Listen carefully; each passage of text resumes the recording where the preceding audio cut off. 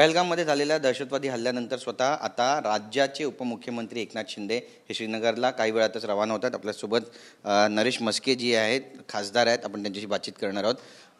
किती मोठा हा सगळा हल्ला आणि आता स्वतः उपमुख्यमंत्री श्रीनगरला रवाना होतात, काय म्हणा? खूप मोठा हा हादसा आहे. अनेक पर्यटक, महाराष्ट्रातील पर्यटक आहेत, देशातील पर्यटक आहेत, त्या ठिकाणी अडकलेले आहेत. काही लोक मृत्युमुखी पावलेली आहेत, काही जखमी झालेली आहेत, काही घाबरून गेलेली आहेत जे पर्यटक आहेत ते. आणि एक पॅनिक परिस्थिती आहे. एक त्यांना सहारा मिळावा, त्यांना मदत मिळावी आणि त्यांच्या मदतीकरता उपमुख्यमंत्री एकनाथ शिंदे साहेब श्रीनगर येथे जात आहेत. नक्कीच. नेहमी आपण बघतो की जेव्हा जेव्हा आपत्ती येते राज्यावरती, मग ती फ्लड्स असू द्या किंवा इतर काही असू द्या, स्वतः एकनाथ शिंदे जे आहेत ते हिरिरीनं प्रत्येक ठिकाणी ग्राउंड झिरोवर जातात आणि त्या ठिकाणी मदत कार्य करतात. ऑलरेडी आमची काही मंडळी, आमचे अभिजित दरेकर असेल, श्रीकांत शिंदे साहेब यांचे CVS सहाय्यक, आमचे डोंबिवलीतले पदाधिकारी ऑलरेडी श्रीनगरला सकाळीच पोहोचलेले आहेत. महाराष्ट्रातील जे पर्यटक आहेत, जे जे त्या ठिकाणी अडकलेले आहेत, संकटात आहेत, त्या लोकांना सर्व ते मदत करत आहेत.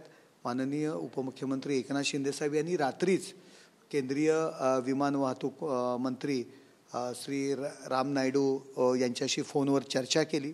त्यांना महाराष्ट्राकरता विशेष विमानाची व्यवस्था करा असे सांगितलं आणि त्या पद्धतीने रात्रीपासूनच आमची मंडळी, त्या ठिकाणची जी काश्मीरमध्ये काही मंडळी आहेत, आजूबाजूच्या राज्यातली मंडळी त्या ठिकाणी पोचलेली आहेत.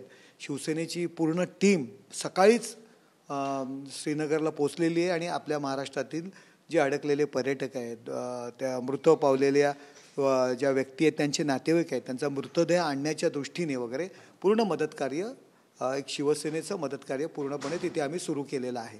नक्कीच. पण एक सगळ्यात महत्त्वाचा प्रश्न असा पण आहे की जेव्हा असे हल्ले होतात, सर्व पक्षांनी खरं तर एकत्र यायला हवं अशी लोकभावना आहेत. पण आता याचं राजकारण होतं असं वाटतंय का? कारण ज्या पद्धतीनं संजय राऊत यांनी ट्विट केलं काल आणि ते म्हणतात की 365 दिवस केवळ पक्ष फोडण्यामध्ये व्यस्त आहेत अमित शहा आणि त्यांनी राजीनामा द्यायला हवा.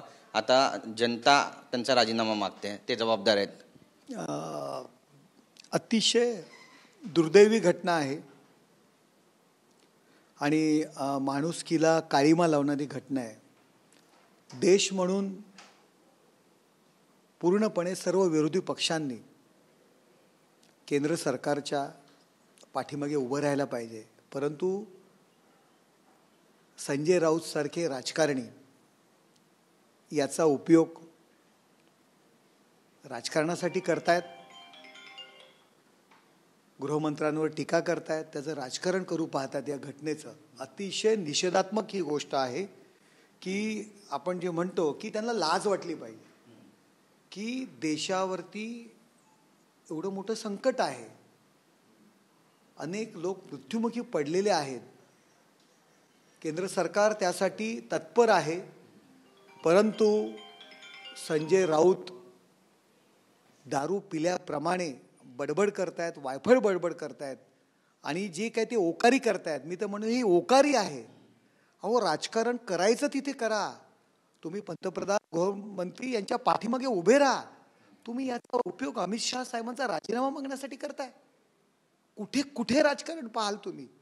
प्रत्येक ठिकाणी राजकारण. सत्तेची खुर्ची गेली म्हणून या स्तरावर येत आहे. महाराष्ट्रातील नव्हे तर हिंदुस्थानातील प्रत्येक नागरिक संजय राऊत यांचा निषेध करत आहे. नावं विचारून लोकांना गोळ्या घातलेल्या आहेत. याकरता आपण हिंदू म्हणून सगळ्यांनी एकत्र यायला पाहिजे आणि पाकिस्तानसारख्या देशाचा निषेध करायला पाहिजे. आपण गृहमंत्री आणि पंतप्रधान यांच्याबद्दल चुकीची वक्तव्य करताय. गृहमंत्री तर समर्थ आहेत. 370 कलम रद्द करण्याचा निर्णय त्यांनी घेतला होता. परंतु आपण जी ओकारी केलेली आहे, ही जे गांजा लावून आपण जे सकाळी रोज बोलताय, याचा निषेध या हिंदुस्थानातील प्रत्येक हिंदू आणि देशावरती प्रेम करणारा नागरिक या ठिकाणी त्याचा निषेध करत आहे. पार्थिव येते आता पुण्यामध्ये सुद्धा येणार आहे, मुंबईत पण येणार आहे आणि त्यासाठी मंत्र्यांना डिप्लॉय करण्यात आलेलं आहे. त्यामुळे सांत्वन केलं जाईल सगळ्या कुटुंबियांचं. ह्या सगळ्या दुःखी कुटुंबियांच्या